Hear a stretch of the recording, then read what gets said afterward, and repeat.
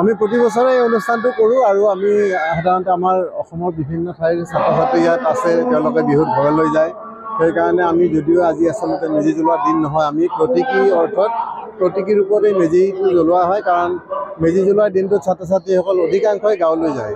সেইকাৰণে এই পৰম্পৰাটো আমি বিদ্যালয় আৰম্ভণি হোৱাৰ পৰাই চলাই আহিছোঁ আৰু এই ধৰণে আমাৰ ল'ৰা ছোৱালী ছাত্ৰ ছাত্ৰীসকলক আমাৰ সংস্কৃতি পৰম্পৰাৰ লগত ঐতিহ্যৰ লগত তেওঁলোক যাতে পৰিচিত হৈ থাকে, আমাৰ সংস্কৃতিক তেওঁলোকে শ্ৰদ্ধা কৰিবলৈ শিকে, এই প্ৰয়াসেৰে আমি এই ধৰণৰ অনুষ্ঠান প্ৰতি বছৰে পালন কৰি আহিছোঁ আৰু ছাত্ৰ ছাত্ৰীসকলে যথেষ্ট আনন্দ পায়, ভাল পায়। এই কথাটো দেখি শুনি তেওঁলোকে ভৱিষ্যতৰ কাৰণেও এটা পৰম্পৰাৰ শিক্ষা ল'বলৈ সক্ষম হয়।